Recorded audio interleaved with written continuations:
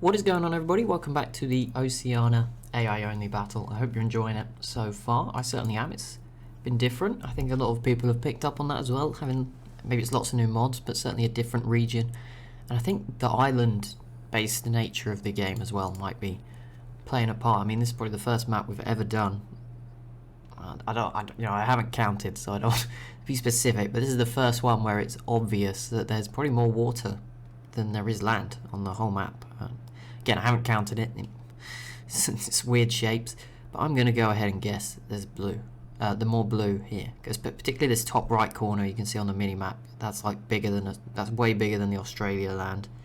And then if you add all these little bits kind of wrapped around, there's still so much blue.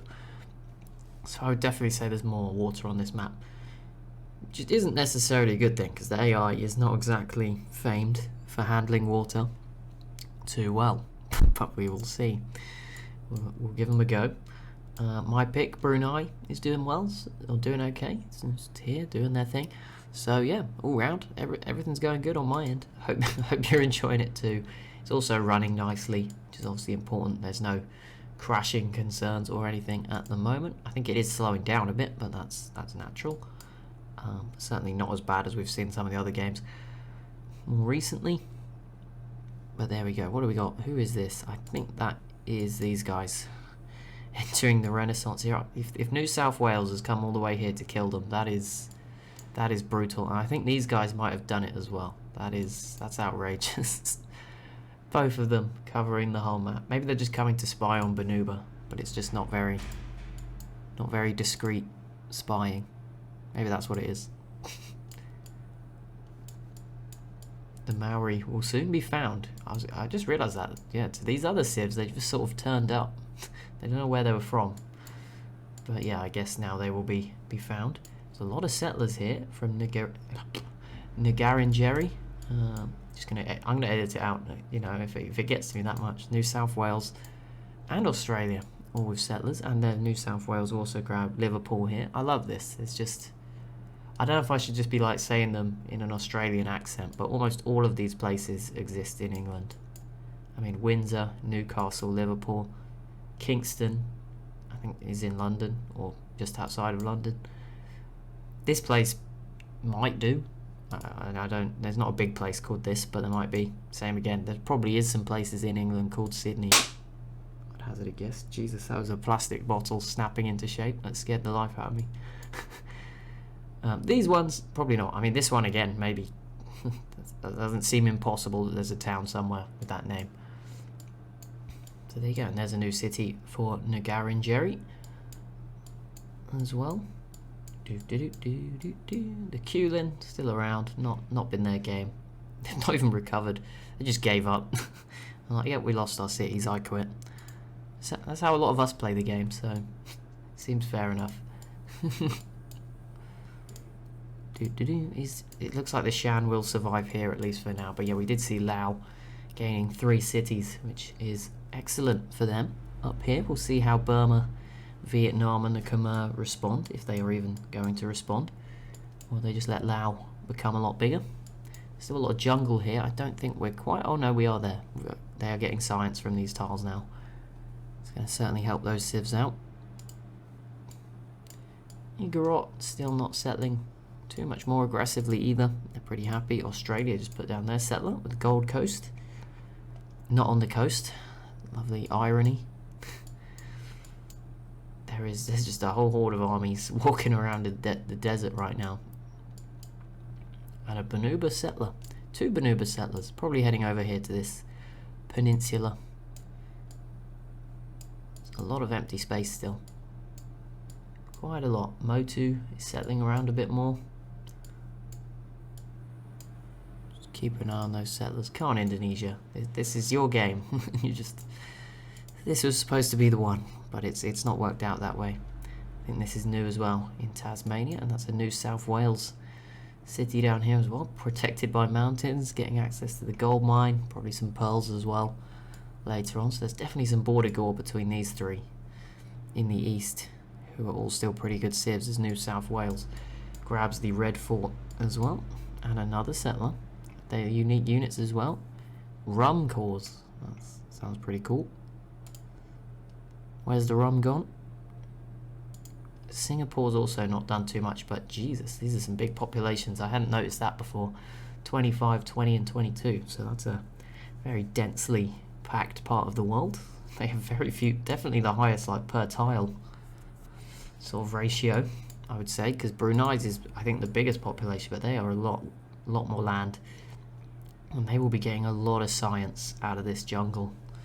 That may even the playing field a bit on a civ like Banuba, who has the desert. I have no idea. It's 150. We can have a, I'm not going to do the full one, but we'll have a little play around here with some of the key statistics.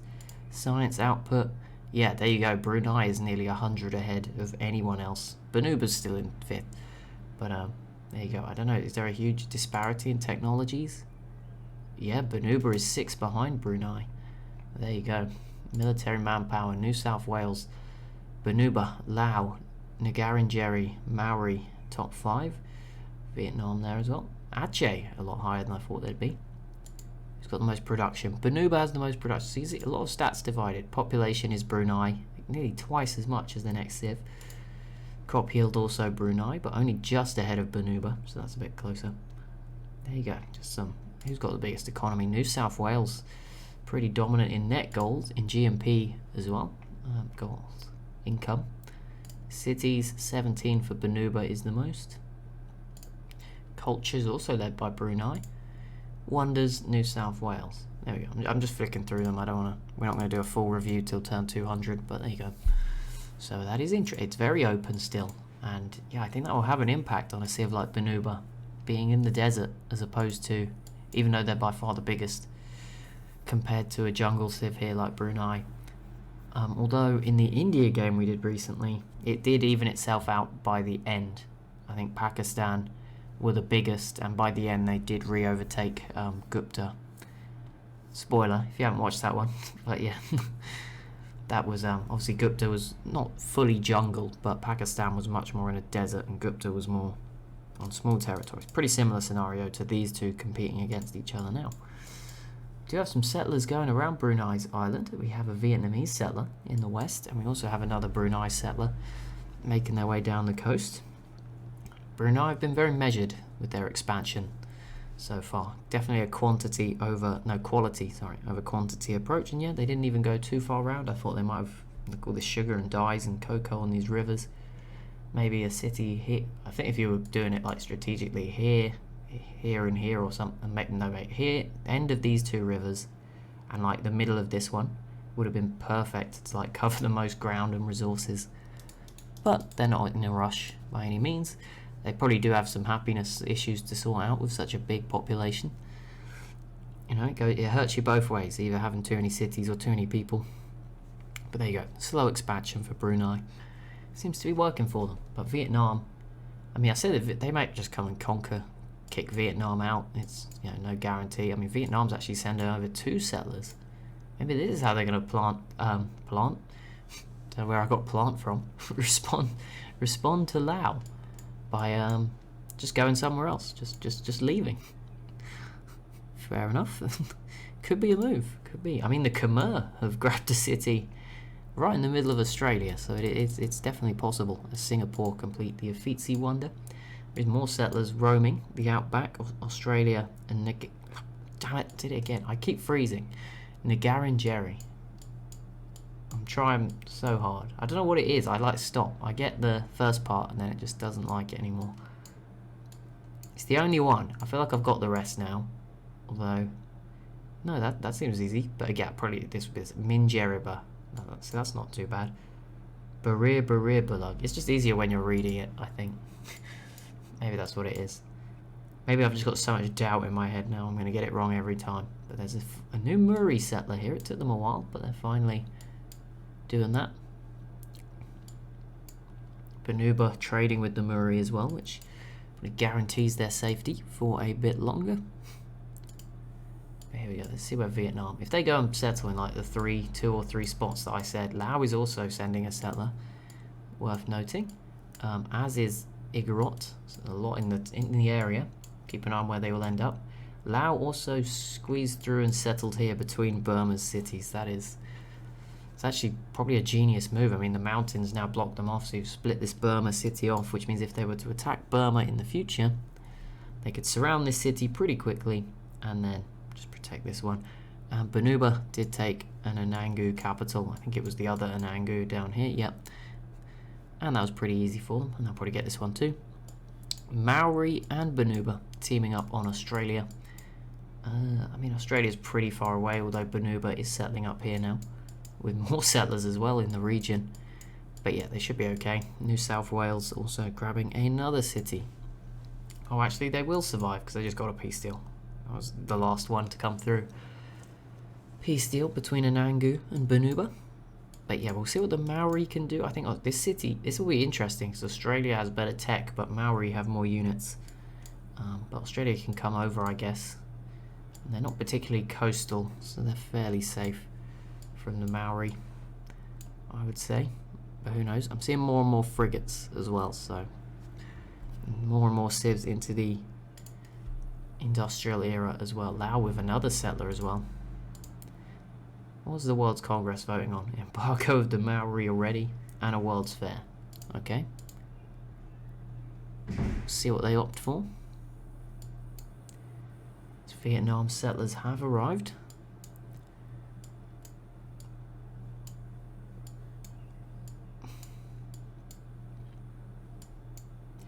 A little boat battle there between a Vietnamese caravel and a Shan Galeas.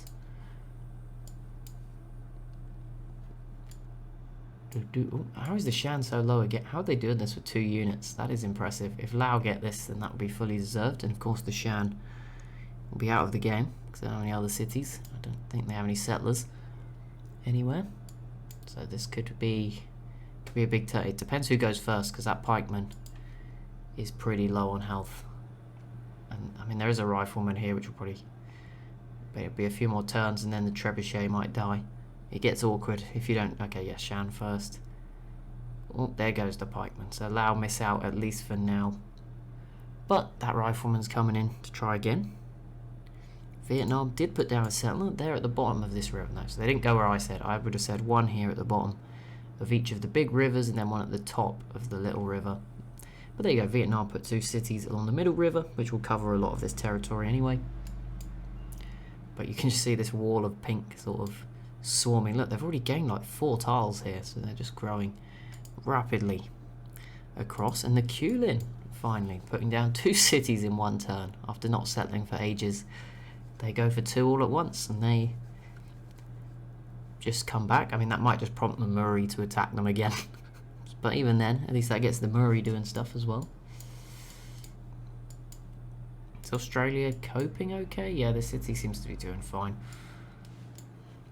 And everywhere else is okay at the moment. This region is such a mess. I'm terrified if one of these 2 or any of these 3 fight each other. It's going to be so weird. Particularly these guys. They are sort of wrapped around everywhere. All over the place. That is a Gatling gun for New South Wales. That is, I think, the most advanced unit. They also have a pretty good navy here. Banuba is now all the way over here with one of those settlers. Yeah, Brunei do not have access to a Gatling gun, but that might just be they haven't built one.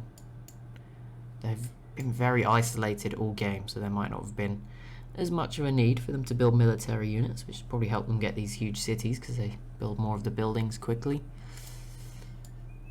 And Lao, yeah, this should be the turn, or next turn, Lao should grab the city and eliminate the Shan states from the game. Khmer's cities are pretty big.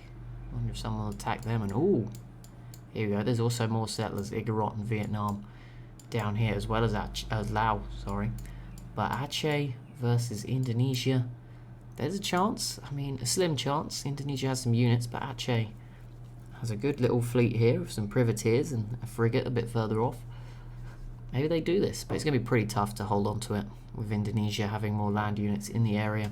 And there it is. Lao eliminates the Shan states, so it's looking good for Lao. Pia. How are Motu and Wagi doing? Not too much at the moment. They're just happy with what they've got. They kind of do...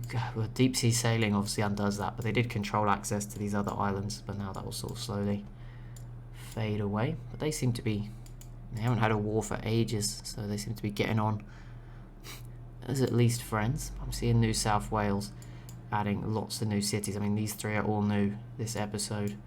This one's new as well this episode. This one's new. So they're just spamming at the moment. And Banuba is doing it too, but they are filling up gaps. I haven't looked over here for ages. They're also settling up here. Oh, sorry, here. Wrong colour. But there you go. They're covering the map too. So we're going to see more aggression as Laos. Vietnam cannot escape them as Laos comes and settles right next to them. Brunei, we'll see how they respond. This is exciting for me with my pick. See how they respond as these new civs come and take up what they might believe is rightfully their territory. We're about to see Igorot probably steal some of it away as well. And Vietnam come in for more as well with another settler on its way. Laos is also coming with 2 more. So they're certainly going hyper aggressive. They've also grabbed a coastal city up this way as well. Probably a case of if we don't settle here, Vietnam will. So maybe that's a good move. Aceh, I like the attempt. It has failed.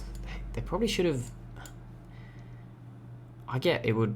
I don't think that AI takes this into account, like how it would look. I get it. If you were in a multiplayer game or something and you moved all your units to here, it would be pretty obvious I'm going to attack Indonesia, right? But they probably should have had some land units here to help. I'm sure they could have got away with that without too many issues.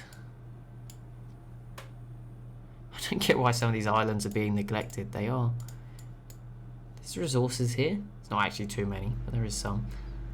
There's resources. I was going to say there's loads. Yeah, there's enough. You can't tell me every civ has all of these already in enough numbers. I guess strategic resources are important as well. Maybe we're not taking those fairly. Someone is into the Renaissance era. That's not good. I don't know who that is. I'm guessing that's maybe one of the Anangus. But either way, that's not great. The Louvre is completed in Singapore and Nagat. I did it again. No, I think it's just hardwired into my brain now to freeze. I get to Nagarin and then I just forget. It's Nagarin Jerry. It's like Tom and Jerry. That's how I need to think of it. But they've got 2 settlers heading up to 3 settlers heading up towards Banuba here. So that will be interesting, to say the least. See how that ends up. I'm sure they won't be impressed if you go and slap them down right in front of them.